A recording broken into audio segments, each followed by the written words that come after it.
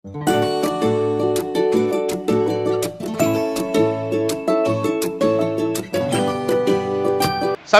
கூடுதலாக கவனித்துக் கொண்டிருக்கக்கூடிய விஷயம், பள்ளிக்கூடங்கள் கல்லூரிகளுக்கெல்லாம் போகிற போது பிள்ளைகளை அழைத்து வந்து பேசுகிறப்ப பெரியவங்க என்ன சொல்கிறாங்க அப்படின்னா, இவன் நம்பிக்கையாகவே இருக்க மாட்டேங்கிறான், கான்ஃபிடென்ஸே இல்லைன்னு. சோஷியல் மீடியாவில் போய் பார்த்தீங்கன்னா அவ்வளவு மோட்டிவேஷன் ஸ்பீச்சஸ் இருக்குது, புத்தகங்களில் கூட மோட்டிவேஷன் புத்தகங்கள்லாம் அதிகமாக விற்பனையாகிறது. ஆனால் ஏன் நம்பிக்கை இல்லாமல் இருக்கிறார்கள்? மனிதரை எதிர்கொள்வதில் நம்பிக்கையின்மை, சின்ன சவால்களை எதிர்கொள்வதில் நம்பிக்கையின்மை, ஒரு அசாதாரணமான சூழ்நிலை வந்துடுமோங்கிற பயம், வாழ்க்கையை எப்படி எதிர்கொள்ள போகிறோங்கிற பயம், தூங்கும்போது கடவுளே நாளைக்கு நல்லபடியாக விடியட்டும் அப்படின்னு சொல்லி ஒரு கவலையோடு நிறைய பேர் இருப்பதை பார்க்க முடிகிறது. குறிப்பாக இளைய தலைமுறை பிள்ளைகளிடம் பெரிய அளவுக்கு நம்பிக்கை இல்லைன்னு. அதில் எனக்கு நம்பிக்கை இல்லை, அவங்கள்ட்ட தேவையான அளவு நம்பிக்கை இருக்குது. அவங்கள்ட்ட நம்பிக்கை இருக்கா இல்லையாங்கிறத பற்றி நமக்கு நம்பிக்கை இல்லை. ஏன்னா எப்போதுமே நாம் நம்மளை விட புத்திசாலி எவனுமே இல்லைங்கிற நம்பிக்கையிலே இருக்கிறதுனால அவன் நம்பிக்கையோடு இருக்கானா இல்லையாங்கிற நம்பிக்கை நமக்கு இல்லை. ஆனாலும் கூட நம்பிக்கை என்பது முக்கியமான விஷயம். அது எங்கிருந்து வருகிறது என்ற இடத்திலிருந்து அதை புரிந்து கொள்ள வேண்டும். Confidence comes from preparation, not from advice. நம்பிக்கை என்பது தயாரிப்பிலிருந்து எப்படியெல்லாம் அவர் ப்ரிப்பேர் பண்ணுறாரோ அதை வைத்து தான் ஒருத்தருக்கு நம்பிக்கை வரும். வாழ்க்கை குறித்த சின்ன புரிதல் வேண்டும் என்றால் அதற்கான தயாரிப்பு இருக்கணும். மாறாக நம்முடைய வீடுகளில் என்ன நடந்துக்கிட்டு இருக்குன்னா பெரும்பாலும் அறிவுரைகள் மட்டுமே நடந்து கொண்டிருக்கிறது. நம்பிக்கையோடு இரு, எரிமலை போல இரு, எதிர்கொண்டு அடி, ஓடு, ஒடியாரு, உக்காரு, எந்திரி, பூரா பேரும் மோட்டிவேஷன் ஸ்பீக்கராகவே இருப்போம் வீட்டிலலாம். ஏன்னா கன்ஸ்ட்ரக்டிவாக இருக்கணும் அப்படின்னு சொல்லிட்டு பிள்ளைகள் ரொம்ப கான்ஃபிடென்ட்டாக வளர்க்குறேன் பேர் வழி அப்படின்னு சொல்லிட்டு செஞ்சுட்ருவோம். அதல்ல, நம்பிக்கை எதன் அடிப்படையிலிருந்து வருகிறது என்றால் தயாரிப்பின் அடிப்படையிலிருந்து வருகிறது. சிறு வயதிலிருந்தே பிள்ளைகளை எதிர்காலத்திற்கு தேவைப்படக்கூடிய அளவு தயாரிச்சுக்கிட்டு இருக்கணும். அறிவை மட்டும் ஊட்டி வளர்ப்பதன் வழியாக ஒரு பிள்ளையை தயாரித்து விட முடியாது. உங்கள் அம்மா அப்பாலா இப்போ 45 வயதிலே 50 வயதில் இருக்கக்கூடியவர்கள், ஒருத்தர் முன்னால் இப்படிங்கிறார், ரொம்ப வேகமாக போதா, ஓகே தானே, புரியுதுல, இது ஒரு பிரச்சனை இருக்குது. கடகடன்னு போயிட்டோம்னு சில பேர் அண்ணே ஃபாஸ்ட்டாக பேசுவாருமாங்க, அண்ணே ஃபாஸ்ட்டாக பேசுகிறார் அப்படிங்கிறார் ஒருத்தர். ஓகே, ரொம்ப வேகமாக போகிற மாதிரி தான் கொஞ்சம் ஸ்லோ டவுன் பண்ணுங்கள். எனக்கு என்ன கூட்டம் இருந்துச்சுன்னா ஸ்பீச்சு ஃபாஸ்ட் ஆகிடும். கவனிப்பாங்களோ இல்லையோங்கிற பதட்டத்தில் நம்மளும் ஃபாஸ்ட்டாக அதிகப்படுகிறது. இப்போ 45 வயசுக்கு மேலே இருக்கவங்களாம் கவனித்து பார்த்தீங்கன்னா சில விஷயங்கள் நம்ம வீடுகளில் பயிற்சி கொடுத்துருப்பாங்க, ஒரு ரொட்டீனுக்குள்ளே நம்மளை கொண்டு வந்திருப்பாங்க. ஆனால் இப்போ அந்த பயிற்சிகள் கொடுப்பது கிடையாது. நன்கு படி, நல்லா மார்க்கெடு, ஸ்போர்ட்ஸில் பெரிய ஆளாகு, இப்படியாக்கும், காசு சம்பாரி, சொத்து சம்பாரின்னு சொல்லிக் கொடுக்குறமே ஒழிய அதை சம்பாதிப்பதற்கு தேவைப்படக்கூடிய மனதிடத்தை பெறுவதற்கான தயாரிப்பை நாம் உருவாக்குனதே கிடையாது. ஒரு பணத்தை சேர்ப்பது எப்படி என்பதை பணம் சம்பாதித்த பிறகு ஒருவன் கண்டுபிடிக்கவே முடியாது. பணம் சம்பாதிச்சவனை செலவு பண்ணணும்னு தான் தோணும், பணம் சேர்ந்தவனை செலவு பண்ணணும்னு தான் தோணும். ஏன் தோணுது அப்படின்னா அதை எப்படி சேமிக்கலாம் என்ற ப்ரிப்பரேஷன் சிறு வயதில் அவருக்கு சொல்லித்தரப்படவே இல்லை. காசு வந்த பிறகு கவனமாக இருக்க வேண்டும், பழைய மனிதர்களை மறந்து விடக்கூடாது, உடைய குணம் மாறக்கூடாது என்ற தயாரிப்பு அவருக்கு இருந்தால் காசு வந்த பிறகு அவர் மாறாமல் இருப்பார். மாறாக காசு சம்பாதிக்க சொல்லிக் கொடுக்குற சமூகம் காசு வந்தால் எப்படி நடந்து கொள்ள வேண்டும் என்று சொல்லித் தருவதே கிடையாது. உண்டியல் எல்லாவற்றையும் ஓரங்கட்டி வச்சுட்டோம், ரைட்டா? பேங்க்லேருந்து கொண்டாந்து வீட்டில் ஒரு உண்டியல் வைப்பாங்க, ஞாபகம் இருக்கா? அந்த உண்டியலில் தினம் 10 காசு, 50 காசு, 1 ரூபா, அப்புறம் 5 ரூபா காயின் வர்றப்ப 5 ரூபா காயின் இப்படிலாம் போட்டு காசு சேர்த்தோம். திருவிழா காசுன்னு வர்றது எல்லாத்தையும் கொண்டாந்து உண்டியலில் போப்போம். அப்போ தான் ஒருத்தருக்கு நம்பிக்கை வரும். சின்னதாக சேர்த்தா ஒரு நாள் பெரிய பணம் கிடைக்குங்கிற நம்பிக்கை எப்போ வரும்? சின்னதாக சேர்த்தாலே பெரிதாக பணம் வரும் என்ற நம்பிக்கை அதை செய்கிற போது மட்டும்தான் வரும். இல்லை என்றால் பெரிய பணம் சம்பாதிக்கிறது அப்படிங்கிற பற்றி மட்டும்தான் யோசிச்சுக்கிட்டே இருப்போம். சேமிச்சாலே சம்பாதிக்க முடியுங்கிற எண்ணம் தயாரிப்பின் அடிப்படையில் தான் வரும். அந்த தயாரிப்பு பிள்ளைகளுக்கு நீங்கள் கொடுக்குற போது அவர்களுக்கு பதட்டம் இல்லாமல் ஒரு பாதை அமையும். ஓகே, எனக்கு அடுத்தது நடக்கும், அடுத்தது ஓரளவுக்கு நான் இந்த இடத்துக்கு போய் சேர முடியுங்கிற ஒரு புரிதல் பிள்ளைகளுக்கு வருகிற போது எதிர்காலம் குறித்த பயம் குறையும்.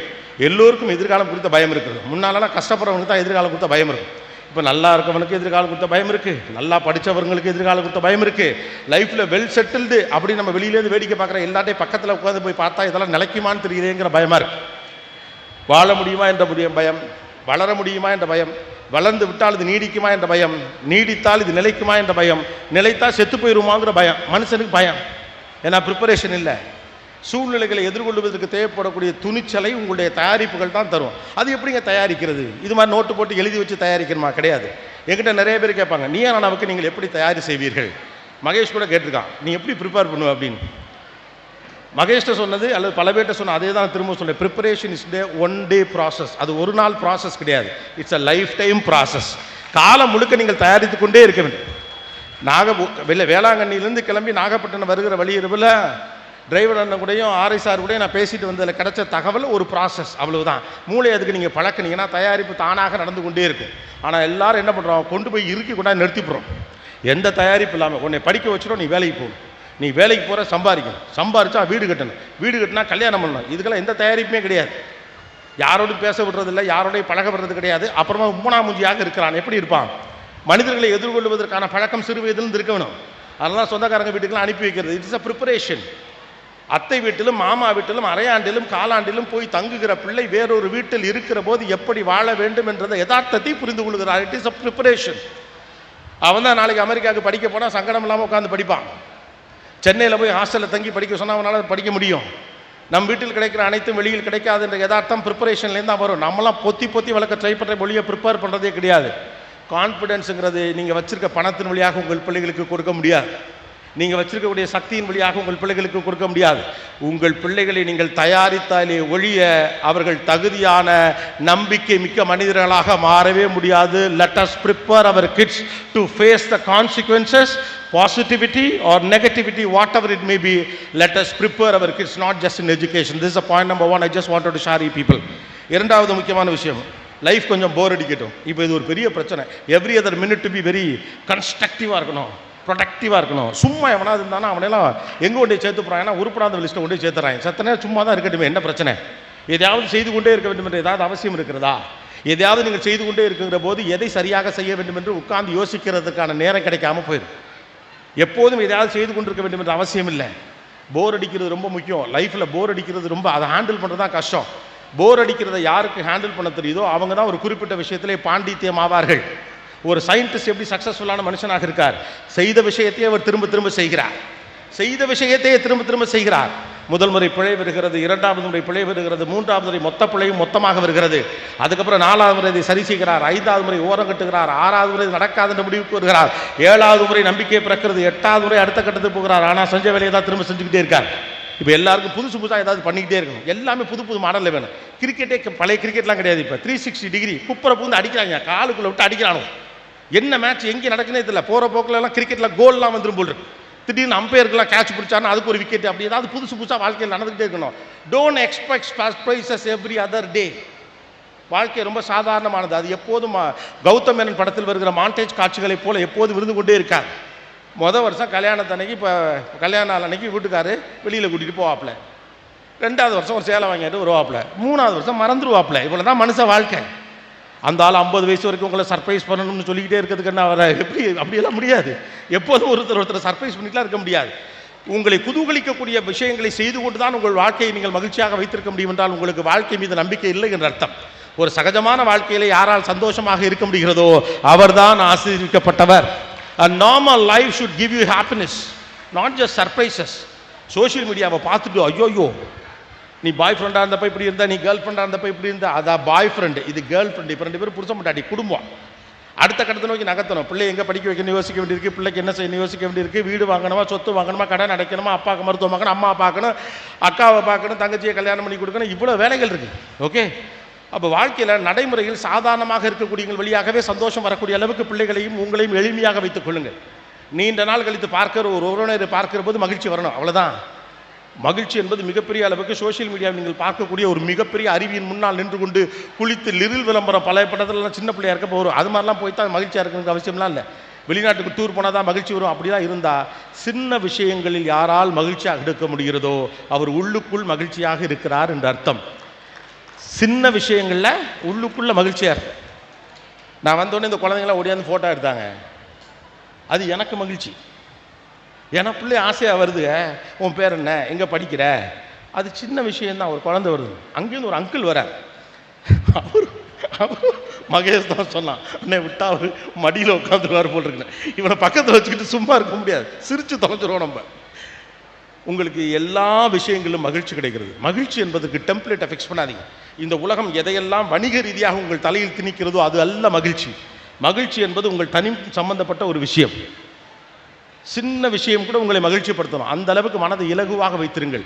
மனசை டிமாண்டிங் மோடுக்கு கொண்டு போகாதீங்க. இப்போ எல்லாத்தையும் மனசை டிமாண்டிங் மோடு கொண்டு போகிறோம். இது இருந்தால் தான் மகிழ்ச்சி, இது இல்லை என்றால் மகிழ்ச்சி இல்லை. ஏன்? ஏன்னா அது அவன் வீட்டில் இருக்குது, அதனால் அவன் மகிழ்ச்சியாக இருக்கான். இல்லை, அதை அவன் வாங்கி வச்சுட்டு இஎம்ஐ கட்ட முடியாமல், வெளியிலையும் சொல்ல முடியாமல், வயிற்று உள்ள மனசுக்குள்ளே புழுங்கிக்கிட்டு இருக்கான். அது இருப்பதால் மட்டும்தான் மகிழ்ச்சி.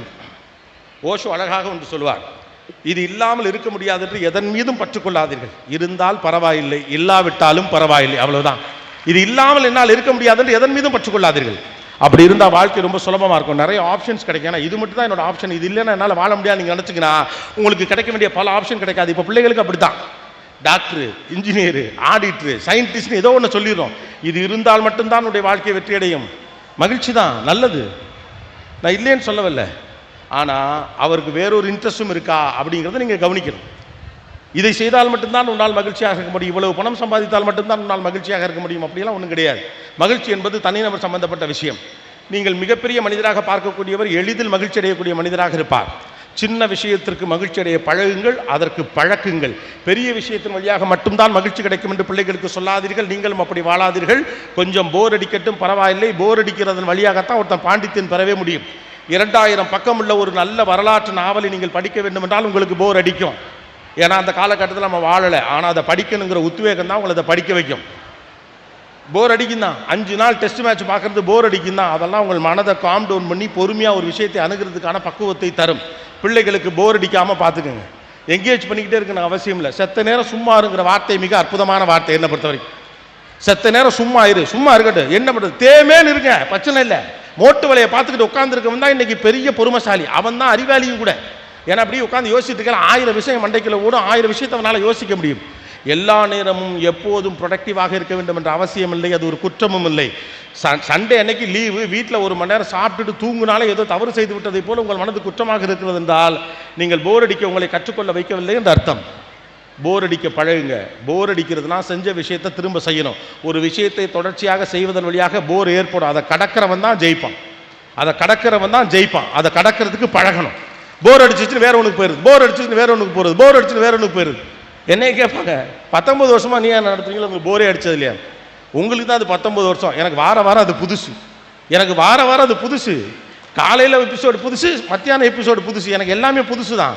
அப்போ போர் அடிக்குதுன்னு முடிய மாட்டீங்கன்னா எல்லாம் போர் அடிச்சிடும். பிள்ளைகளுக்கு இந்த போர் அடிச்சிச்சுன்னா, செத்த நேரம் போர் அடிச்சா பரவாயில்ல, சும்மா இரு என்று சொல்லி பழகுங்கள்.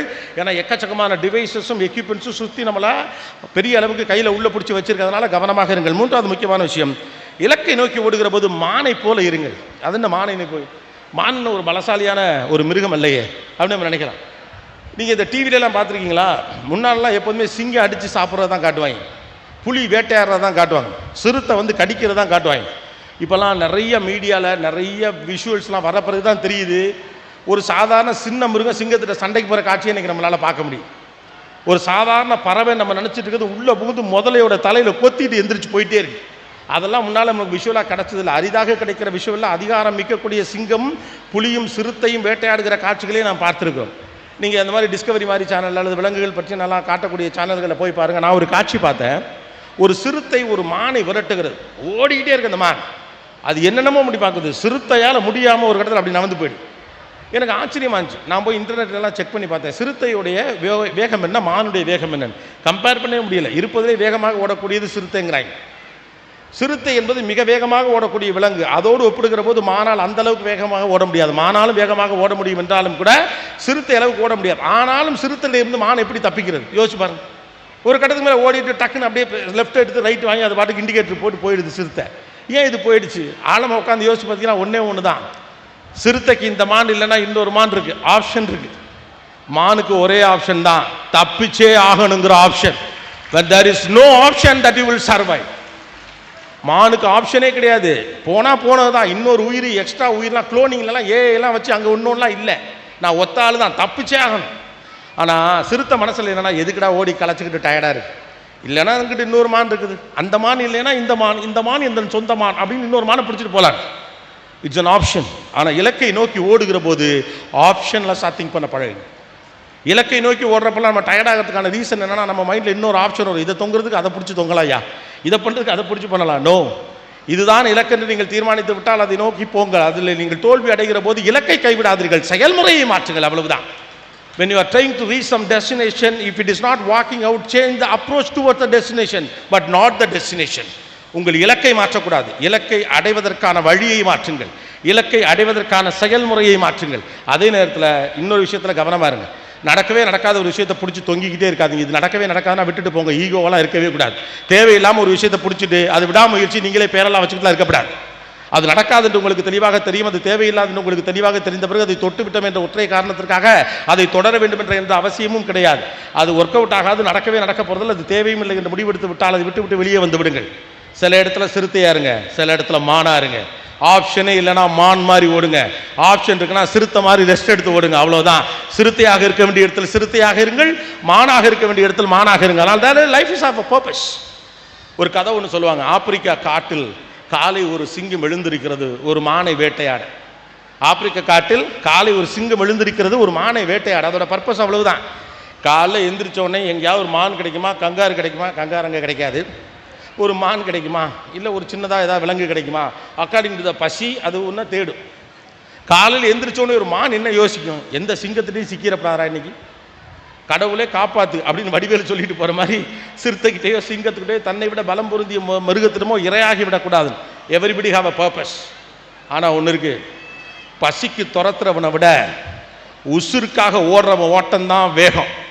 பசிக்கு துரத்துறவனை விட உசுருக்காக ஓடுறவன் ஓட்டம் தான் வேகம். ஆம்பிஷன்னா அப்படி இருக்கணும், ஆம்பிஷன்னா அப்படி இருக்கணும். நீட்னா பாயணும்.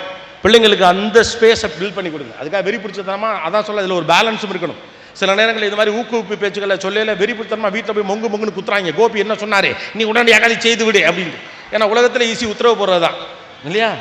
எங்கள் அம்மாலாம் அட்டகாசமாக ஐடியா கொடுப்பாங்க.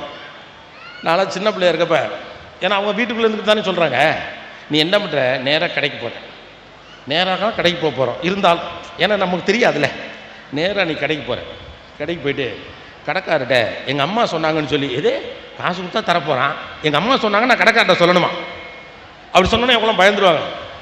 வெங்காயம் வாங்கிட்டு வா, சரிம்மா வெங்காயம் வாங்கிட்டு வாங்குற ஒத்த வார்த்தைக்கு என்ன சொல்கிறாங்க, நேராக கடைக்கு போகிறேன், எங்கள் அம்மா சொன்னாங்கன்னு சொல்லி நீ வெங்காயம் வாங்கிட்டு வர, காசு கொடுத்தா தரப்போகிறேன், போயாச்சு. அப்புறம் ரொம்ப முக்கியம் பின் குறிப்பு, சின்ன வெங்காயம் பெருசாக பார்த்து வாங்க, பெரிய வெங்காயம் சின்னதாக பார்த்து வாங்க. இது என்னடா லாஜிக்? இதுக்கு பேசாமல் பெரிய வெங்காயம் சின்ன வெங்காயம் ஒன்றும் இல்லாமல் வெங்காயம் ஒன்றே ஒன்று வச்சுருந்துருக்கலாமா இல்லையா? Don't give too much of instructions. அதிகமான இன்ஸ்ட்ரக்ஷன்ஸ் கொடுத்து ரொம்ப குழப்பாதீங்க. இப்படி தான் செய்யணும், அப்படி தான் செய்யணும், ஓடட்டும், விழுகட்டும், எழட்டும், அடிபடட்டும், தோக்கட்டும்.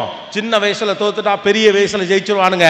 சின்ன வயசில் தோத்து பழகலைன்னா பெரிய வயசில் உயரத்துலேருந்து விழுந்துருவானுங்க. ஏர்லி லூஸ் இட் ஏர்லி அப்படிமா. சின்ன வயசில் தோத்துறணும். சின்ன வயசில் தோத்துட்டா தோல்வியின் வலி என்னன்னு தெரியும், தோல்வியின் சுகம் என்னன்னு தெரியும், தோல்வியிலிருந்து மீள்வது எப்படின்னு தெரியும். 50 வயசுக்கு அப்புறம் தோக்குறத பற்றி பயம் வந்துடும், இமேஜ் வந்துடும், ஐயோ தோக்கக்கூடாதுங்கிற கவலை வந்துடும், என்னடா பண்ணுறதுன்னு உடம்பு ஒத்துழைக்காது. சிறு வயதில் பிள்ளைகள் தோற்கட்டும், அனுமதியுங்கள், தப்புன்றும் இல்லை. அவர்கள் சிறு வயதில் தோற்கிற போதெல்லாம் அடுத்து நீ மீண்டும் வரக்கூடிய வாய்ப்பு உனக்கு இருக்கிறது என்ற நம்பிக்கையை மட்டும் அவர்களுக்கு கொடுங்கள், போதுமானது. வீண் முயற்சியை விடாமுயற்சி என்றும் சொல்லாதீர்கள். சில இடங்களில் சிறுத்தையை போலிருங்கள், சில இடத்தில் மானை போலிருங்கள். அடுத்தது உள்ளுணர்வு சொல்லுவதை கேளுங்கள். ஊர் சொல்றதெல்லாம் அப்புறம் கேட்கலாம், கோபிநாத் சொல்றது, இல்லை வேறு யாரும் பேசும்போது நீங்கள் கேட்பது, ஈவன் புத்தகங்கள் சொல்லுவது, பக்கத்து வீட்டுக்காரர் சொல்றது, ஏற்று வீட்டுக்காரர் சொல்றவர், நம்ம குடும்பத்தில் இந்த மேலே வச்சுக்கோனே, ஏன்னா பாதி பேச்சு முடிஞ்ச பிறகு சொல்லிங்களேனே, அப்போ இது வரைக்கும் கேட்கலையா, இப்போ பெட்டரா இருக்கா, ஓகே. ஒரு டிஷ்யூ பேப்பர் இருக்குமா, இதாக கொடுங்களேன், கர்ச்சீப்பை மறந்துட்டு வந்துட்டேன். உள்ளுணர்வு சொல்லுவதை கேளுங்கள். அடுத்தவர் சொல்லுவதை கேட்பதெல்லாம் நல்ல விஷயம்தான், அதெல்லாம் அப்புறம் இருக்கட்டும். எல்லோருக்கும் உள்ளே ஒரு சத்தம் ஒன்று கேட்டுக்கொண்டே இருக்குது. அந்த கட் ஃபீலிங்னு நீங்கள் வச்சுக்கலாம், இல்லை ஆழ்மனதின் குரல் என்று வச்சுக்கலாம், என்ன மாதிரி தலைப்புனால் நீங்கள் வச்சுக்கோங்க. ஏன்னா உங்களை பற்றி நன்கு அறிந்த ஒரு ஆளின் பெயர் உங்கள் ஆழ்மனம் தான். அதுக்கு தான் நீங்கள் யாருன்னு தெரியும், எந்த நேரத்தில் எப்படி பிஹேவ் பண்ணுவீங்கன்னு தெரியும். வெளிப்பார்வைக்கு நீங்கள் பலசாலியாக இருந்தாலும் இந்த விஷயத்தில் இவன் பயந்தாங்கொள்ளி தான் என்பது அந்த உள் மனதுக்கு தெரியும். தேங்க்யூ. அதுக்கு நீ இவ்வளோ சீக்கிரம் 2 பேப்பர் கொடுத்தா என்ன?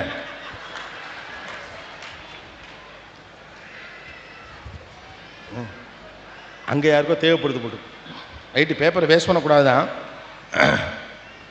ஆழ்மனது ரொம்ப தொந்தரவு பண்ணுது, ஆரம்பிச்சதுலேருந்து போகவே மாட்டேங்குது. மனதின் குரல் ஒன்று எப்பொழுதுமே கேட்டுக்கொண்டிருக்கும், சின்ன வயசுலேருந்தே கேட்கும். அதுக்கு தான் கரெக்டாக தெரியும், இது உனக்கு ஒர்க் ஆகும், ஒர்க் ஆகாது.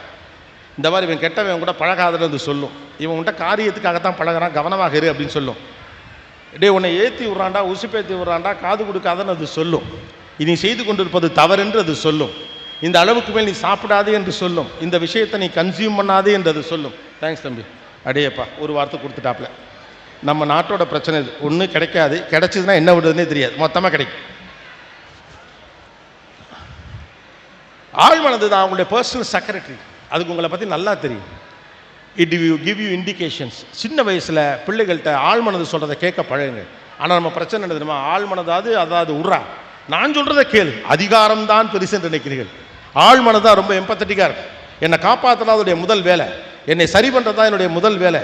உடம்பினுடைய பாகங்கள் அந்த உடம்பை முதல்ல காப்பாற்ற ட்ரை பண்ணு. தெரியுமா, இந்தியன்ஸ்லாம் சீக்கிரமாக ஒபீஸ் ஆவாங்க அப்படின்னு சொல்லுவாங்க. ஏன்னு தெரியுமா, இந்தியாவிலிருந்து சில குறிப்பிட்ட திசை நோக்கி இருக்கக்கூடிய பல நாடுகளை சேர்ந்தவர்கள் சீக்கிரமே உடம்பு குண்டு ஆயிடுவாங்க, ஒபீஸ் ஆவாங்க அப்படின்னு சொல்லுவாங்க. ஏன் அப்படின்னா, அந்த பகுதிகள் எல்லாம் பல நூறாண்டுகளுக்கு முன்பு பெரும் பஞ்சபூமியாக இருந்த பகுதிகள். அந்த காலகட்டத்தில் மனிதனுக்கு என்றைக்கு உணவு கிடைக்கிறதோ அன்றைக்கு தான் சாப்பிடுவான், செத்து போயிடுவான். ஒரு நாள் சாப்பிடுவான், 2ஆம் நாள் எக்கச்சக்கமாக சாப்பிடுவான், கிடச்சிச்சின்னு எக்கச்சக்கமாக சாப்பிட்டு வயிற்றை ஃபில் பண்ணி பார்ப்பான், 10 நாள் சாப்பிடாமல் கிடப்பான். அப்படியான ஒரு தொடர்ச்சி நீண்ட நெடுங்காலம் இருந்த பகுதிகள்லாம் உண்டு. அங்கே இருக்கக்கூடிய பகுதிகள்லாம் இன்னமும் கூட அந்த பாடியோட மெட்டாபாலிசம் டிசைன் எப்படி இருக்குன்னு கேட்டிங்கன்னா, அது நீங்கள் 8 இட்லி சாப்பிட்டு ஏன் தெரியுமா பசிக்குது, அது நீங்கள் சாப்பிட்ட 5 இட்லியே முதல்ல ஃபேட் ஆகிடும். ஏன்னா இந்த கிறுக்கு பையன் நாளைக்கு சாப்பிடுவோன்னா சாப்பிடாதான்னு தெரியாது, இந்த உடம்பை காப்பாற்றணும், அதனால் நாளைக்கு சாப்பிடாட்டியும் உசுரோடு இருக்கிறதுக்காக அது சக்தியாக அதை மாற்றி வைத்துக்கொள்ளும். இத்தனை நூறாண்டுகள் கடந்தும் கூட இன்னமும் மூளை நம்பவில்லை நம்மை, நாம் 3 வேளையும் சரியாக சாப்பிடுவோம். இப்போ 7 வேளை சாப்பிட்ற தினைக்கு, நைட்டு 11 மணிக்கு ஸ்விக்கியில் ஆர்டர் பண்ணி சாப்பிட்றோம், நடுவில் 11 மணி 12 மணிக்கு சாப்பிட்றோம், காலையில் 3 மணிக்கெலாம் மெட்ராஸில் பிரியாணி விற்கிறாங்க, கூட்டமாக எக்கச்சக்கமான பேர் போய் சாப்பிட்றோம். காலைல ஷூட்டிங் முடிச்சு 5 மணிக்கு வெளியில் வந்தாலும் 10 வருஷத்துக்கு முன்னால் டீ குடிக்க கடை இருக்காது, எப்படா கடை தர பையன் டீ கடை வாசல்லாம் உட்காந்துருப்போம். இப்போ ஷூட்டிங் முடிச்சுட்டு 3 மணிக்கு போகிறாங்க சாப்பிட்றதுக்கு பிரியாணி சாப்பிடும். அப்போ கூட இந்த உடம்பு நம்பலை, இந்த மூளை இன்னும் நம்பலை, இப்போ 3 வேளை ஒழுங்காக சாப்பிடுகிறவன்னு அந்த உடம்பை காப்பாற்ற அது போராடிக்கிட்டே இருக்குது. அதுக்கு நம்பிக்கை வர வரைக்கும் அது போராடும். உங்கள் மூளையும் உங்கள் மனசும் உங்கள் உள்ளுணர்வும் உங்களை காப்பாற்ற போராடி கொண்டே இருக்கும். அதனால சொல்கிறேன், மனதின் குரலை கேளுங்கள். அது தவறு என்று சொன்னால் அதை கேளுங்கள். அது ஒரு அலாரம் அடிக்கும், இது தப்பு வேணான்னு சொல்லும்.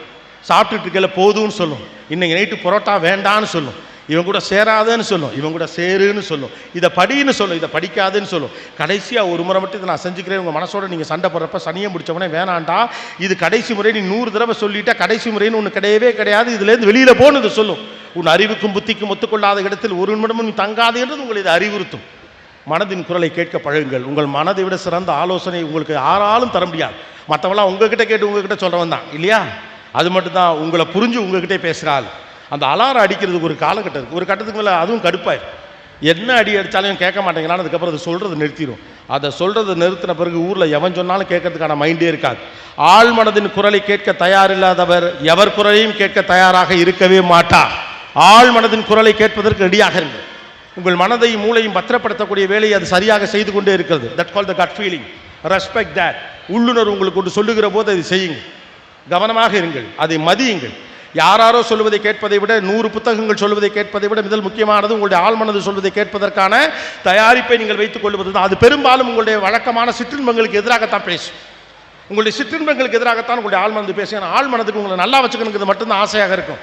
உங்களுடைய சிற்றின்பங்களுக்கு எதிராக அது பேசிக்கொண்டே இருக்கும். அந்த உரையாடலை நிகழ்த்தி கொண்டே இருங்கள். பெரிய அறிஞர்கள் எல்லாம் பேசுகிற போது சொல்லுகிறார்கள், நீங்கள் மற்றவர்களோடு பேசுவதை விட உங்களோடு சற்று நேரம் பேசுங்கள். இந்த போர் அடிச்சு உட்கார வைங்க அப்படின்னு சொல்றதுக்கான காரணம் கூட தான். நீங்கள் தனியாக உட்காந்துருக்கல, சின்ன குழந்தைங்களாம் ஞாபகம் இருக்கா, அவங்கள்ட்டே பேசிப்பாங்க, கவனிச்சிருக்கீங்களா? அவங்ககிட்டே பேசிட்டு இருப்பாங்க.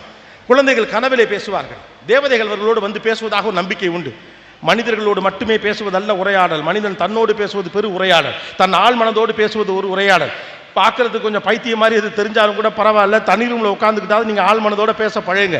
வைரமுத்து ஒரு கவிதையில் சொல்லுவார். அவர் என்ன பண்ணுவார், அந்த ஊரில் இயற்கையை ரசிப்பதற்கு ஒரு பையன் வந்திருப்பான். அவன் இயற்கை அழகு அப்படி இப்படிலாம் பேசிக்கிட்டு இருப்பான். அவனை ஊருக்குள்ள எல்லாம் என்ன சொல்லிட்டு இருப்பான், ஒரு பைத்தியக்கார பையவன் போயிட்டு மலைமுகட்டு உட்காந்துட்டு நிலா பார்க்குறேங்கிறான், ஏதோ சாரல் மழை என்று அதை பற்றி கவிதை எழுதிக்கிட்டு இருக்கான் அப்படின்னு அவனை பற்றிலாம் பேசிகிட்டு இருப்பாங்க. அப்போ இந்த பையன் ஒருத்தர் சொல்லுவாப்புல, அந்த வந்த பையன் அவன் ஒரு வார்த்தை சொல்லுவான், ஊருக்குள் ஒரு பைத்தியம் வந்திருப்பதாக நிறைய பைத்தியங்கள் பேசிக்கொண்டன அப்படின்னு. என்ன புரியாத வரைக்கும் அவன் பைத்தியம், அவனை புரியாத வரைக்கும் நாம் பைத்தியம். இங்கே எவன் பைத்தியம்னு கண்டுபிடிக்கிறதுல வேலை. உங்கள் ஆழ்மனதோடு உரையாட நீங்கள் சரியாக இருந்தால் எந்த பைத்தியமும் நம்மை அண்டாது. ஆழ்மனதோடு பேச பழகுங்கள். சின்ன பசங்களுக்கு அது கஷ்டம், அது அவங்களே பேசுவாங்க, விட்டுருங்க. பெரிய ஆளுங்க தான் ஆழ்மனதோடு பேசும். ஆழ்மனதோடு பேசுனா இன்னைக்கு வந்தவனே அவர்கிட்ட எப்படி வம்புழுக்கணும்ட்டு ஆழ்மனதுகிட்ட பேசி ஐடியா கேட்கப்படாது. சரியா? இன்னைக்கு செத்தாண்டா சேகர், இவனை உள்ள வந்தவனே சிக்க வைக்கணும்டா அப்படின்னு சொல்லிட்டு 15 வருஷத்துக்கு முன்னால் நடந்த பஞ்சாயத்தெல்லாம் இழுத்தாந்து இன்னைக்கு எப்படி பேசுறதுன்னு ஆழ்மனதுகிட்டலாம் பேசக்கூடாது. ஆழ்மனது அமிக்கபிளா போன்னு சொல்லும். மனிதனுடைய பிள்ளைகளை ஏற்றுக்கொள்ள பழகுன்னு சொல்லும். அடுத்தவனை எந்த இடத்தில் மன்னிக்க வேண்டுமோ, எந்த அளவுக்கு விட்டுக் கொடுக்க வேண்டுமோ அந்த அளவுக்கு விட்டுக் கொடு என்று பேசும். அது உங்களுக்காக நிற்கும். அதோடு நீங்கள் நில்லுங்கள். அடுத்தது, நீங்கள் யாருடைய நேரத்தை செலவிடுகிறீர்கள் என்பது ரொம்ப முக்கியமானது. இதுக்கு முன்னதாக சொன்ன அத்தனையும் இதோடு தொடர்புடையது. What kind of peer that you people build that matters. யார் மாதிரியான மனுஷங்களோடு நீங்கள் செலவிடுறீங்க? சில பேர்லாம் நமக்கு ஃபோன் பண்ணுவாங்க, கரெக்டாக கவனிச்சிருக்கீங்களா? ஒன்றும் இல்லை மாப்பிள்ள, சும்மா இருக்கேன்னு ஃபோன் பண்ணேன், அவன் ஃபோனை எடுக்காதீங்க. உங்கள் நேரத்தை மதிப்பிட தெரியாத ஒரு மனிதரோடு நீங்கள் சேருவது அபத்தத்தின் உச்சம். உங்களை வேல்யூ பண்ணாதவன் உங்கள் நேரத்தையும் வேல்யூவே பண்ண மாட்டான். நான் சும்மா இருக்கையில் ஃபோன் பண்ணி எடுக்கிறதுக்கு நீங்கள் யார்? உங்களோடு உரையாட வேண்டும் என்று எண்ணம். நேற்றே பேச நினச்சேன், ஏதோ உங்கள் நினப்பா இருந்துச்சுன்னு பேசுகிறவன்ட்ட பேசுங்க. நான் சும்மா ஃப்ரீயாக இருக்கப்போ ஃபோன் பண்ணுறேன். அந்த பழக்கத்தை நீங்கள் ஆரம்பிச்சிங்க, உங்களுக்கு டெய்லி 100 கால் வரும். டெலிகாலர்லாம் ஃபோன் பண்ணி சும்மா போர் அடிச்சுட்டு உங்கள்கிட்ட பேசுனேன் அப்படிம்பாங்க. உங்கள் நேரத்தை மதிக்காதவர் உங்களை மதிக்காதவர் என்று உங்களுக்கு தெரிய வேண்டும். அல்லது நீங்கள் செய்து கொண்டிருக்கக்கூடிய வேலையின் மீது அவருக்கு அபிமானம் இல்லை என்று உங்களுக்கு தெரிய வேண்டும். நான் வரும்போது கவனிச்சுட்டு வந்தேன், டிரைவர் எனக்கு 3 ஃபோன் வந்துச்சு. 3 ஃபோன்லேயே அவர் சொல்கிறார், வண்டி ஓட்டிகிட்டு இருக்கேன், அப்புறம் பேசுங்க. நான் கவனிச்சுட்டே இருந்தேன். யாராவது அதே ஆள் திரும்ப ஃபோன் பண்ணாங்கன்னா அது யாருன்னு கேட்போம் அப்படின்னு. நல்ல வேலையாக திரும்ப யாரும் அதே ஆள் ஃபோன் பண்ணல. சில பேர்லாம் கவனிச்சிருக்கீங்களா இல்லையா? நீங்கள் ஒரு வேலையாக இருப்பதாக சொன்ன போதும் கூட அவர் திரும்பவும் உங்களுக்கு தொலைபேசியில் அழைப்பார். என்ன அப்படின்னா, என்ன மச்சான் வேலை இல்லையா, சும்மா ஃப்ரீயாக இருந்தால் தான் உங்களுக்கு கூப்பிட்டேன் பாரு. அவர் ஃப்ரீயாக இருக்கப்போ பொழுதுபோக்குறதுக்கான ஒரு கருவி. உங்களை வேலிடேட் பண்ணுற ஆட்களோடு இருங்க. ஏன்னா அவர்கள் ஏற்படுத்தப்படுற வைப்பு தான் ரொம்ப முக்கியமானது. சரியான மனிதர்களோடு பிள்ளைகளை சேர விடுங்கள், நீங்களும் சேருங்க. ஒத்த மனதுடையவரோடு தான் சேர்ந்திருக்க வேண்டும் என்ற அவசியம் இல்லை. ஒரு டீம்ங்கிறது ஒரு குட் காம்பினேஷன். அதில் ஒரு டெவில்ஸ் அட்வொகேட் இருப்பார். நீங்கள் எவ்வளவு உயர்வான இடத்துல இருந்தாலும் தவறு என்று சொல்லுகிற துணிச்சலோடு ஒரு நபர் உங்களோடு இருந்தே ஆக வேண்டும்.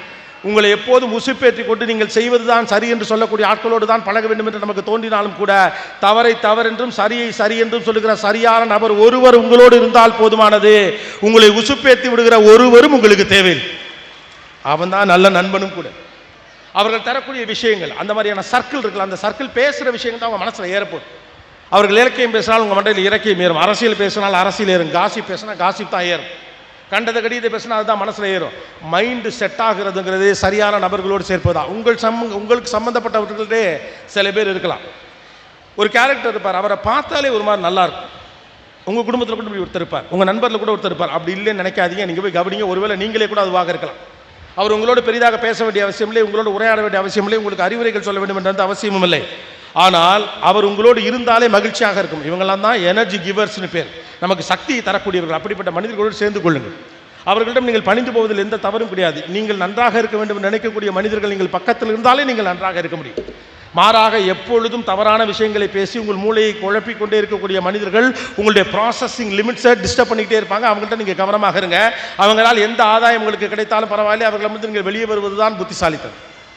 Set a proper pier group. உங்களை சுவாரஸ்யப்படுத்தக்கூடிய, உங்களை என்டர்டெயின் பண்ணக்கூடிய க்ரௌடோட மட்டும் தான் நீங்கள் இருக்கணும்னு நீங்கள் நினச்சிங்கன்னா உங்களுக்கு தேவையான தகவல் உங்களுக்கு கிடைக்கவே கிடைக்காது. போர் அடித்தாலும் அவர் பேசுகிற விஷயத்தில் அற்புதமான விஷயங்கள் இருக்குன்னா அவரோடு பேச பழகுங்க. அதுதான் அறிவு. எது புரியுதோ அதை மட்டும் புரிஞ்சுக்கிறதுக்கு பேர் அறிவு இல்லை. எது புரியலையோ அதை நோக்கி நகர்வது தான் அறிவு. புரிந்ததை ஏற்றுக்கொள்வது அறிவு இல்லை. தெரிந்ததிலிருந்து தெரியாது கிட்டது செல்வது ஞானம். தெரிந்ததிலிருந்து தெரியாது கிட்டு செல்வது ஞானம். தெரிந்ததே இது வந்து தெரியாமல் இருக்கிற போது தெரிந்ததிலிருந்து தெரியாதை தெரிந்து கொள்வது எப்படி அப்படின்னு ஈரோடு தமிழன்பன் சொல்வார். தெரிந்ததிலிருந்து தெரியாது கிட்டு செல்வதுதான் ஞானம். தெரிஞ்ச விஷயத்தையே திரும்ப திரும்ப பேசிக்கிட்டு நான் அறிவாளி நீ அறிவாளி மாற்றி மாற்றி ஒருத்தனை புகழ்ந்துக்கிட்டு இருக்கிறதுல என்ன புண்ணியம் இருக்குது? Go to the places. உங்களை விட உயர்வான தகுதி கொண்டவர்களோடு பழகுங்கள். உயர்வான தகுதினா கல்வியில், எம்பத்தியில், குணத்தில், பண்பில் அவர்களோடு பழகுவதற்கு முயற்சி செய்யுங்கள். அவர்கள் ஆட்டத்தில் உங்களை சேர்த்துக்கலாம். கூட போய் நில்லுங்க. கூட இருந்த கோவாலு மாதிரி கூட இருங்க. கூட இருந்த குமார் மாதிரி கூட இருங்க. ஒரு நாள் நீங்களே குமார் ஆயிடுவீங்க. கூட இருந்த குமாராக இருந்தவங்களாம் குமார் ஆயிடுவான் இல்லையா? அவங்க உங்கள் ப்ராசஸையும் தாட்ஸையும் மாற்றுவாங்க. ஒரு விஷயத்தை இத்தனை கோணத்தில் சிந்திக்க முடியும் என்ற தகவல்களை அவர்களிடம் தான் நீங்கள் பெற முடியும். அவர்களோடு நீங்கள் பழகுவது, அப்படிப்பட்ட நபர்களோடு நட்பு பாராட்டுவது, உங்களுடைய லிஸ்ட்டில் நீங்கள் இருக்கிறது, உங்களுடைய வாட்ஸ்அப் குரூப்பில் நீங்கள் இருக்கிறது 4 புத்தகம் படித்ததுக்கு சமமான ஒரு விஷயம். காலை எழுந்தவுடன் அவர் உங்களோட தொலைபேசியில் பேசுகிற போது நேற்று ஒரு புத்தகம் படித்தேன், அந்த புத்தகத்தில் இப்படி ஒரு விஷயம் இருந்தது பேச ஆரம்பிப்பார். இன்னொரு நண்பர் உனக்கு தெரியுமா இந்த விஷயம் அப்படின்னு காலையிலே நம்ம தலையில் குப்பை எள்ளி ஒருத்தர் போடுவார். உங்கள் குப்பை தொட்டி குப்பரை கவுத்து வைங்கள். அதில் ஏற்கனவே 1000 குப்பை இருக்கு. ஊராமட்டு விஷயத்தெல்லாம் தெரிஞ்சுக்கிறதுக்கு என் குப்பையில் இடம் இல்லை, என் பிரச்சனை அவ்வளவு இருக்குது. நல்ல விஷயங்களை சேகரிப்பதற்கு தேவைப்படக்கூடிய மனிதர்களோடு எப்போது நாம் பழக ஆரம்பிக்கிறோமோ வாழ்க்கை ஆட்டோமேட்டிக்காக நல்லதாக மாறிடும். When you are with the right people, you will be in the right spot. If you are the wrong people, you will lead to the wrong place. That's it. Be with the right people, go with right people, lead with right people. The next important thing, யாரையும் Impress பண்ணுறதுக்காக உங்கள் வாழ்க்கையை அடமான வைக்காது. இது ஒரு பெரிய பிரச்சனை. Especially after the social media era, we just wanted to impress people. We don't want to live on our own. நமக்கு பிடித்த மாதிரியான ஒரு வாழ்க்கையை வாழ விரும்புவதை விட அடுத்தவர்களை இம்ப்ரெஸ் பண்ணுற ஒரு வாழ்க்கையை வாழ்றது தான் பெரிய பேர்னு. ஊர் மெச்ச வாழணும்லாம் நினைக்காத, நம்ம சந்தோஷம் தான் முக்கியம்னு பெரியவங்களாம் ஒரு காலத்தில் சொன்னாங்க. இப்போ எல்லாரும் சொல்ல வேண்டியது. அதை சொல்ல வேண்டிய இடத்துல கூடிய பெரியவங்களே அந்த இடத்துல இருக்காங்கிறதா இப்போ இருக்கக்கூடிய பிரச்சனை. யாரையாவது இம்ப்ரெஸ் பண்ணுறதுக்காக நீங்கள் வாழ ஆரம்பிச்சீங்கன்னா கடைசி வரைக்கும் அவங்களுக்கு என்ன பிடிக்குமோ அதை நீங்கள் செஞ்சுக்கிட்டு இருப்பீங்க. உங்களுக்கு பிடிச்ச ஒன்று உங்களால் செய்யவே முடியாது. இந்த வாழ்க்கை நான் வாழ்கிறதுக்காக வந்தது தான்.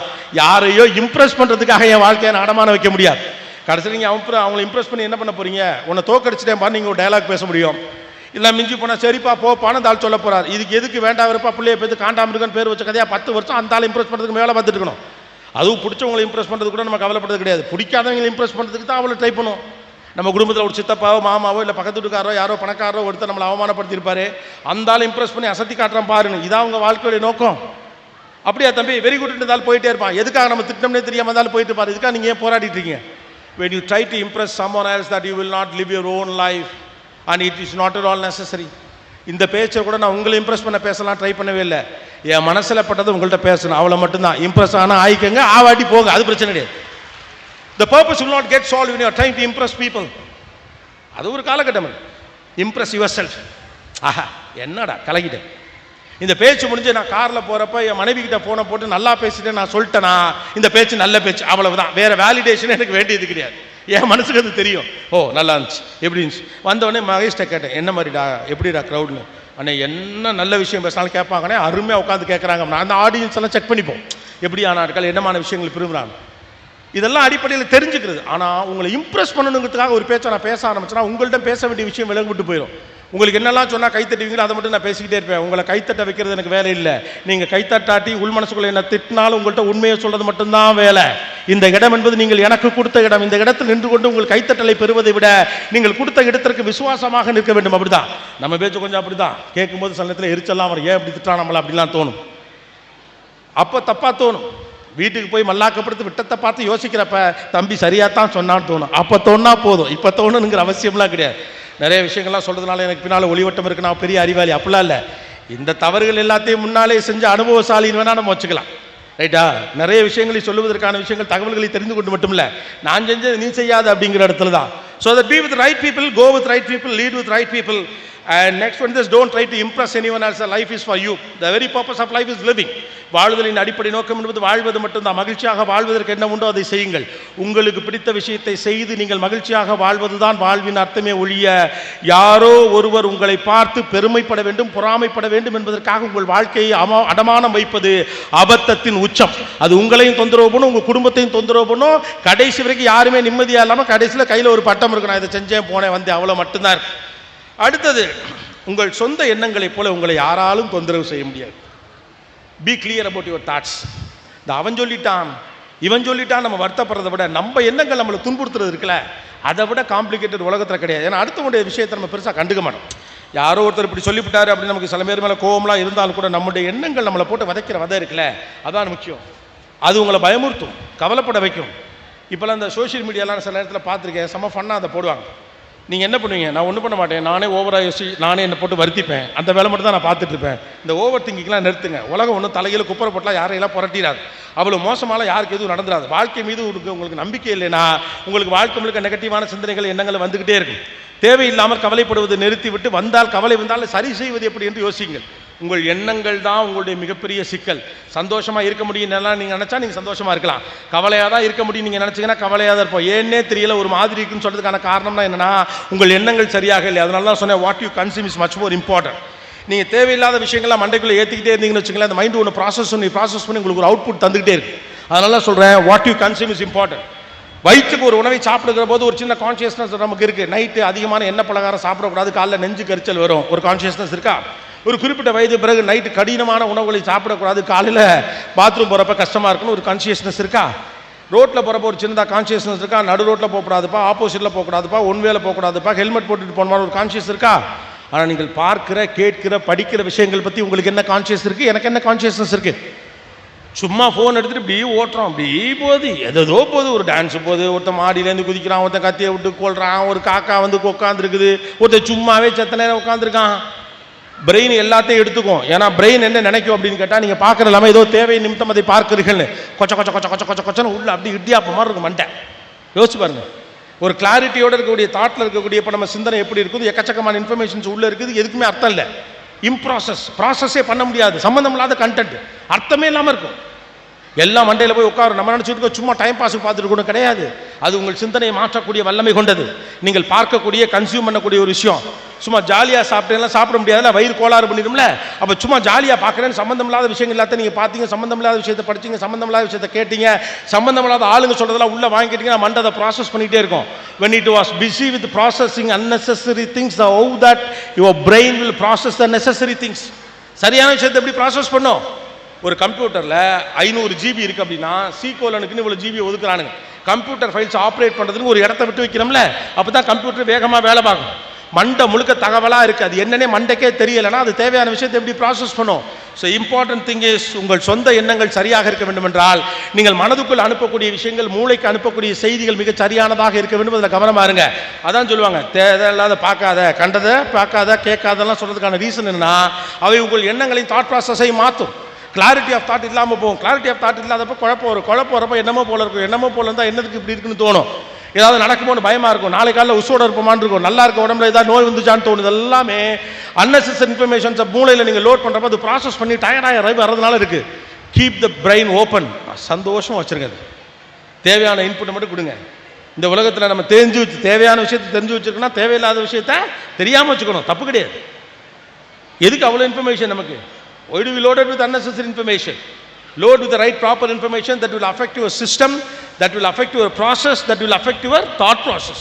உங்கள் தாட் ப்ராசஸ் அது சப்போர்ட் பண்ணும். அப்போ உங்கள் எண்ண அலைகள் சரியாக இருக்க வேண்டும் என்றால், உங்களுக்கு அது நம்பிக்கை தரக்கூடியதாக இருக்க வேண்டும் என்றால் சரியான விஷயத்தை கன்சியூம் பண்ணுங்க. வயிற்றுக்கு செல்லும் உணவை பற்றி நமக்கு இருக்கக்கூடிய கான்சியஸ்னஸ், மூளைக்கும் மனசுக்கும் சொல்லும் செய்திகளை பற்றியும் கான்சியஸ்னஸோடு இருங்க. அடுத்து, உங்களை பற்றி அதிகம் பேசிக்கொண்டு இருக்காதீர்கள். இது எதன் குறின்னு அப்படி யாராவது இருக்கீங்கன்னா நமக்கே தெரியும், என்ன நம்மளை பற்றி கொஞ்சம் ஓவராக தற்பெருமை பேசிக்கிட்டு இருக்கமே இப்போ அப்படின்னு சொல்லணும். அல்லது மனைவி சொல்லுவாங்க, அல்லது கணவரே கூட சொல்லுவார், பிள்ளைகளே சொல்லுவாங்க, அப்பா நீங்கள் ஏப்பா உங்களை பற்றி சொல்லிகிட்டே இருக்கீங்க அப்படின்னு சொல்லிகிட்டே இருப்பாங்க. ஒரு கட்டத்தில் அப்பாக்களுக்கு என்னன்னா, பிள்ளைகளுக்கு நான் வளர்ந்து வந்த விதத்தை பிள்ளைகளுக்கு சொல்ல வேண்டும் என்ற ஆர்வத்தில் தன்னை பற்றியே பெருமையாக பேச ஆரம்பிச்சிடுவாங்க. காலையில் பார்க்கில் போனோம்னா ஒரு 5 அங்கிள் சேர்ந்து வாக் பண்ணிட்டு இருப்பாங்க 45 வயசில். இவரை பற்றி புகழ்ந்துக்கிட்டு இருப்பார், அவரை பற்றி புகழ்ந்துக்கிட்டு இருப்பார், அப்புறம் அவரை பற்றி புகழ்ந்துக்கிட்டு இருப்பார். அப்புறமா ஆப்போசிட்டாக இவரை புகழ்வார், இவர் அவரை புகழ்வார். எப்போது நீங்கள் உங்களை பற்றி அதிகம் பேசி உங்களை பற்றி புகழ்ந்து கொண்டு இருக்கிறீர்களோ நீங்கள் நம்பிக்கை குறைந்து கொண்டு இருக்கிறீர்கள் என்ற அர்த்தம். when you feel insecure, you people talk more about you. உங்களை பற்றி அதிகமாக எப்போ பேச ஆரம்பிப்பீங்க? நான் என்ன செஞ்சது தெரியுமா, எனக்கு என்ன திறமை தெரியுமா, எவ்வளோ புத்தால் தெரியுமா, எப்போ பேசுவீங்கன்னா நீங்கள் இன்செக்யூரிட்டியோட இருக்கப்போ தான். நீங்கள் யாராவது பார்த்துருங்களா, மிகப்பெரிய அறிஞர்கள் தன்னை பற்றிலாம் பேசவே மாட்டாங்க. அவங்களுக்கு தெரியும் தன்னை பற்றி தன்னுடைய படைப்பு பேசும், தன்னை பற்றி தன்னுடைய கண்டுபிடிப்பு பேசும் என்று அவர்களுக்கு தெரியும். எந்த ஸ்ட்ரிக்ட் டீச்சராவது நான் ஸ்ட்ரிக்டான டீச்சர் உங்கள்ட்ட சொல்லியிருக்காங்களா? சொல்லவே மாட்டாங்க. அவங்க அங்கே வந்து நின்னா கிரவுண்டில் நிற்கலாம், தெரிச்சு ஓடுவான்ல, அதில் தெரியும் அவங்க ஸ்ட்ரிக்டான டீச்சராக இல்லையாது. அவங்க சொல்லிட்டே இருக்க மாட்டாங்க, நான் ஸ்ட்ரிக்ட் டீச்சர்னு சொல்லவே மாட்டாங்க. அவங்க மாறா, நான் அன்பான டீச்சரு, பசங்க தான் என்ன ஸ்ட்ரிக்ட் நினைக்கிறாங்க அப்படிமாங்க. அது உங்கள் கேரக்டர்லையும் உங்கள் குணத்திலையும் நீங்கள் செய்யக்கூடிய செயலில் வெளிப்படும். ஸோ கவனமாக இருங்கள். உங்களை பற்றி நீங்கள் புகழ்ச்சி அதிகமாக பேசிக் கொண்டிருக்கிறீர்கள் என்றால் நீங்கள் நம்பிக்கை இழந்து கொண்டிருப்பதாக அர்த்தம். ரெண்டாவது, நீங்கள் உங்களை பற்றி மட்டுமே பேசிக் கொண்டிருக்கிற போது அடுத்தவர்கள் பேசுவதை காது கொடுத்து கேட்க வேண்டும் என்ற எண்ணம் நமக்கு இல்லாமல் போயிடும். எதன் மீதும் ஒரு எதிர்ப்பு மனநிலை வரும். இந்த புத்தகத்தில் என்ன பெருசா இருக்கியா, எனக்கு தெரியாதா, இவனையா பெருசா பேசுறேன், இது என்ன பெரிய விஷயம், இது என்ன, அதெல்லாம் சொல்றதுக்கான காரணம்னா என்னை விட உயர்ந்தது எதுவும் இல்லை என்ற நம்பிக்கை நமக்கு வந்து விடுகிற போது இந்த உலகத்தில் நம்மை தாண்டிய பல விஷயங்களை நம்மால் தெரிந்து கொள்ள முடியாமல் போய்விடும். இதை பார்க்குற பசங்களும் அந்த மாதிரி ஆவாங்க. அதுதான் எனக்கு பயம். நீங்கள் 50 வயசுக்கு மேலே பெருமை பேசிட்டு போகிறதுனால பெருசாக நட்டம் வந்துட போகிறதா இல்லை. உங்களுக்கு ஓரளவு பாதிப்பு இருக்கலாம், உங்களை சுற்றி இருப்பவர்களுக்கு பாதிப்பு இருக்கலாம். ஆனால் தன்னை பற்றியே பெருமை பேசக்கூடிய வீடுகளில் வளரக்கூடிய பிள்ளைகளும் சிறு வயதிலே அந்த பழக்கத்திற்கு ஆளானார்கள் என்றால் அடுத்தவர்களிடம் கற்றுக்கொள்ள வேண்டிய அற்புதமான பல விஷயங்களை கற்றுக்கொள்ள முடியாமல் போவதற்கான நெருக்கடிகள் ஏற்படும். Don't talk about too much. உங்களை பற்றி அதிகம் பேசாதீர்கள், உங்கள் செயல் பேசட்டும். நீங்கள் அமைதியாக இருந்து கேட்க கேட்க கேட்கத்தான் உங்கள் செயலில் வேகம் பிறக்கும். இல்லை என்றால் உங்களுடைய தற்பெருமையில் மட்டும்தான் வேகம் பிறக்கும். அடுத்தது, நீங்கள் யாருடன் நேரத்தை செலவிடுகிறது கவனமாக. ஏற்கனவே சொல்லிட்டேன். 9வது பாயிண்ட், யங்ஸ்டர்ஸ்க்கு எல்லாத்தையும் கிரிஞ்சுன்னு ஒதுக்காதீங்க. இப்போ எல்லாமே கிரிஞ்ச் ஆயிடுச்சு. நல்லா இருக்கியான்னு கேட்கறது கூட கிரிஞ்சு. ஏன் நீ நல்லா இருக்கேன்னு கேட்டால் நல்லா இருப்பா, தம்பி கல்யாணத்துக்கு போயிட்டு வந்துருப்பா, ஏன் நான் போனால் தான் தாலி கட்டுவாங்களா, என்னடா இந்த படத்தை பார்த்தாலும் அழுகிறீங்க, என்னடா இதுக்கெல்லாம் அழுகிறீங்க, எல்லாம் கிரிஞ்சு. ஆக்சுவலாக இது ஒரு மன நெருக்கடி. ஏன்னா உங்களுக்கு இமோஷனை எதிர்கொள்ள தெரியல. அது ஒரு ப்ராப்ளம் இருக்குது இந்த ஜென்ரேஷன். ஒரு அழுகை எதிர்கொள்ள தெரியவில்லை. அப்பாவுக்கும் அம்மாவுக்கும் சண்டை அப்படின்னா 7வது படிக்கிற மகள் போய் அம்மாவை வந்து சமாதானப்படுத்திடுவா சின்ன வயசுல. நீங்களே அதில் ஒரு ஆளாக இருந்திருக்கலாம். இன்னைக்கு அம்மா அழுது கொண்டு இருக்கிற போது என்ன செய்வதுன்னு பிள்ளைக்கு தெரியாமல் தடுமாறான், இல்லாட்டி அப்பாட்ட சண்டைக்கு போகிறான். அவ்வளோதான் முடியுது. உணர்வுகளை கையாளுவது எப்படி என்று சிறு பிள்ளைகளுக்கு சொல்லிக் கொடுங்கள். அவர்கள் கிரிஞ்சு என்று சொன்னாலும் பரவாயில்லை. ஏன்னா உணர்வுகளை எதிர்கொள்ள முடியாமல் தவிக்கக்கூடிய இந்த சின்ன தலைமுறை பிள்ளைகள் இருக்காங்க. ரொம்ப ப்ராக்டிக்கலாக இருக்கணும்னு சொல்லி கொடுத்ததுனால இமோஷன்ஸை ஹேண்டில் பண்ண தெரியல. வீட்டுக்கு வந்து ஒருத்தரை வாங்கன்னு சொன்னால் அவர் இன்னமும் சந்தோஷப்படுவாருங்கிற இமோஷன் தெரிஞ்சா தானே வாங்கன்னு சொல்லணும்னு தோணும். அவர் தான் வந்துட்டார், அப்புறம் நான் வான்னு சொல்லணும் அப்படின்னு கேட்கறது இருக்குல்ல. நல்லா இருக்கீங்களான்னு கேளுன்னு வீட்டில் சொல்கிறப்ப நான் ஏன் நல்லா இருக்கீங்களான்னு கேட்கணும். ஆனால் கஷ்டத்தில் இருக்கிறவனிடம் நல்லா இருக்கிறீங்களான்னு கேட்குற வார்த்தை எவ்வளவு பலமானது என்று கஷ்டத்தில் இருக்கிறவன்ட்ட கேட்டது தான் தெரியும். நல்லா இருக்கீங்களாங்கிறது ஒரு வார்த்தை இல்லை, அது ஒரு நம்பிக்கை. நானும் உனக்காக இருக்கிறேன் என்று சொல்லுகிற நம்பிக்கையை தருகிறது இந்த வாழ்க்கை. அதெல்லாத்தையும் நீங்கள் சிஸ்டமைஸ் பண்ணாதீங்க. வீட்டுக்கு ஒருத்தவங்க வந்தால் வாங்கன்னு கூப்பிடுறது ஒரு முறை. எல்லாத்தையும் முறையாக்குனா எல்லாம் கிரிஞ்சாயிடும். கல்யாணத்துக்கு போது ஒரு முறை, அப்போ அது கிரிஞ்சு தான். வாழ்த்து சொல்றது ஒரு முறை, கிரிஞ்சு தான். பசங்களுக்கு இமோஷன்ஸ் ஹேண்டில் பண்ண தெரியல, அதனால தான் உரையாடல்கள் குறையுது. சொந்தக்காரங்க வந்தா 2 நிமிஷத்துக்கு மேலே உட்காந்துருக்க மாட்டேங்கிறாங்க, ரூமுக்கு போயிடுறாங்க. ஏன்னா உரையாட முடியல, ஒரு உரையாடலை தொடக்குவது எப்படின்னு தெரியல, உறவாடுவது எப்படி என்று தெரியல. இப்படிலாம் போனால் பிள்ளைகள் நாளைக்கு தனித்தனி தீவுகளாக மாறுவார்கள். Don't consider everything as cringe. எல்லாத்தையும் கிரிஞ்சாக்காதீங்க. Emotions matters, empathy matters. 19 வருஷமா நடக்குது, 19 வருஷமா நடக்குது. இதோடைய மையம் இமோஷன் தான். இமோஷன் தான். இறந்து போன மாமியாருக்காக தன் கொழுந்தனை ஆளாக்கி காட்ட வேண்டும். எங்கிருந்தோ என் மாமியார் பேசுவான்னு வேற வீட்டுல இருந்து அந்த பொண்ணு சொல்றாள், அந்த இமோஷன் தான் அந்த ஒத்த ஷோ அன்னைக்கு தாங்கி பிடிச்சிச்சு. ஒரு பஸ் பின்னாலே ஓடி போய் தேர்வு எழுதுறதுக்கு தடுமாறின ஒரு பொண்ணு, அந்த கண்டக்டரையும் டிரைவரையும் சஸ்பெண்ட் பண்றாங்க. அந்த பொண்ணு அந்த ஷோல வந்து சொன்னுச்சு, அவங்கள சஸ்பெண்ட் பண்ணது எனக்கு வருத்தம், அவங்கள பண்ணிருக்க கூடாதுன்னு. ஏன்? அவங்க வீட்டில் என்ன மாதிரி படிக்கிற ஒரு புள்ள இருக்குமே சார், பாவோன்னுச்சு. தனக்கு நேர்ந்த சிக்கல் எதிரிக்கும் நேரக்கூடாது என்ற ஒரு இமோஷன் தான் அதை தூக்கி நிறுத்து. இதெல்லாத்தையும் கிரிஞ்சுன்னு ஆக்கிட்டீங்கன்னா பூரா பேரு கிரிஞ்சாயிருவீங்க. ஒரு நான் நான் சொன்னேன், I officially declare cringe is beautiful. Cringe is beautiful. அந்த இமோஷன்ஸை சொல்லுங்க. பிள்ளைங்கள்ட்ட இமோஷனாக பேசுறதே குறைஞ்சு போச்சு. பிள்ளைங்களோட உணர்வு வயப்பட்டு பேசுங்க. உங்கள் இமோஷன் வழியாக நீங்கள் அவங்களை கட்டுப்படுத்த முயற்சி பண்ணுங்க. அதனால தான் கிரிஞ்சின்னு கடுப்பாகிறானோ. இமோஷன்ஸ் வழியாக கட்டுப்படுத்த முயற்சி பண்ணாதீங்க. அதிகாரம் அல்ல அது. உணர்வுகளை வெளிப்படுத்தும் வழியாக அதிகாரம் செய்யாது. அழுது சாதிக்க முயற்சி பண்ணுகிற போது அழுதா கிரிஞ்சுடுவான். சிரிச்சு நீங்கள் நலம் விசாரித்து காரியம் சாதிக்க முயற்சி அதை கிரிஞ்சுடுவான். அந்த ஜென்ரேஷன் ரொம்ப பிரில்லியண்டாக இருக்கான். ஆனால் அவங்களுக்கு எம்பத்தி இமோஷன்ஸ் வேணும்னா நீங்கள் கட்டாயம் அதை அவங்களுக்கு சொல்லிக் கொடுக்கணும். அதில் கவனமாக இருங்க. 10வது ரொம்ப முக்கியமானது, இருக்கிறது என்பதற்காக செலவு செய்யாதீர்கள். இருக்கிறது என்பதற்காக செலவு செய்யாதீர்கள். கிடைக்கிறது என்பதற்காக கடன் வாங்காதீர்கள். பெரியவங்க எல்லாருக்கும் என்னுடைய வேண்டுகோள் தான், இருக்குதுங்கிறதுக்காக செலவு செய்யாதீங்க, கிடைக்குதுங்கிறதுக்காக கடன் வாங்காதீங்க. தேவைன்னா செலவு செய்யுங்க, அவசியம்னா மட்டும் கடன் வாங்குங்க. ஏன்னா இருக்கிறது இன்னைக்கு இருக்கிறது நாளைக்கு இருக்குமா நமக்கு தெரியாது. சேமிப்பு என்ற மிக முக்கியமான பழக்கம் இருக்குது. ஃபோன்லாம் கூப்பிட்டு கேட்குறாங்க, யாருன்னே தெரியல. டெய்லி 2 ஃபோன் வருது, கடன் வேணுமா கடன் வேணுமா கடன் வேணுமா கடன் வேணுமா. ஒரு காலத்தில் கடன் வாங்குறது தான் கஷ்டம், இன்னைக்கு ஈஸியே கடன் வாங்குறது தான். ஏன்னா கட்ட முடியாது, அவங்களுக்கு தெரியும், நமக்கு தெரியும். கிடைக்கிறது என்பதற்காக கடன் வாங்காதீர்கள், இருக்கிறது என்பதற்காக செலவு செய்யாதீர்கள். Shiva, okay. So this is the last important point I just wanted to share you people. First இருந்து போமா. Point number 1, confidence comes from preparation. உங்கள் தயாரிப்பு இருந்தால் உங்களுக்கான நம்பிக்கை பிறக்கிறது. பிள்ளைகளை வாழ்க்கைக்கு ஏற்றபடியாக தயாரிக்க செய்யுங்கள். 2வது, கொஞ்சம் போர் அடித்தாலும் பரவாயில்லை, ஒரு விஷயத்தை திரும்ப திரும்ப செய்வதற்கான அறிவையும் பக்குவத்தையும் பிள்ளைகளுக்கு சொல்லிக் கொடுங்கள். 3வது, இலக்கை நோக்கி ஓடுகிற போது மானை போல இருங்கள், சிறுத்தையை போல இருக்காதீர்கள். 4வது, உள்ளுணர்வு சொல்வதை கேளுங்கள், ஆழ்மனதின் குரல் உங்களை எப்பொழுதும் காப்பாற்றும். 5வது, நீங்கள் யாருடன் நேரத்தை செலவிடுகிறீர்கள் என்பது முக்கியம். உங்கள் பேர் குரூப் தான் உங்களுடைய ஃபியூச்சரை டிசைட் பண்ணும். 6வது, யாரையோ இம்ப்ரெஸ் செய்வதற்காக முயற்சி பண்ணாதீர்கள், உங்கள் சொந்த வாழ்க்கையை வாழுங்கள். 7வது, உங்கள் சொந்த எண்ணங்கள் தான் உங்களை தொந்தரவு பண்ணும், அதை சரியான ப்ராசஸ் பண்ணி தேவையான விஷயத்தை மட்டும் மூளைக்கு மனசுக்கு அனுப்புங்க. 8வது, உங்களை பற்றி அதிகம் பேசிக் கொண்டிருக்காதீர்கள், காரணம் அது நீங்கள் நம்பிக்கையின்மையோடு இருக்கிறீர்கள் என்பதற்கான குறியீடு. அடுத்தது, எல்லாவற்றையும் கிரிஞ்ச் என்று நினைக்காதீர்கள், இமோஷன்ஸ் ஹேண்டில் பண்ணுறது பிள்ளைகளுக்கு சொல்லிக் கொடுங்கள். 10வது, கடைசியாக நான் சொன்னது, இருக்கிறது என்பதற்காக செலவு செய்யாதீர்கள், கிடைக்கிறது என்பதற்காக கடன் வாங்காதீர்கள். சந்திர காற்று நம் ஜன்னலில் வீசட்டும், சரித்திரம் நாளை நம் சாதனை பேசட்டும். நன்றி, வணக்கம். தேங்க்யூ.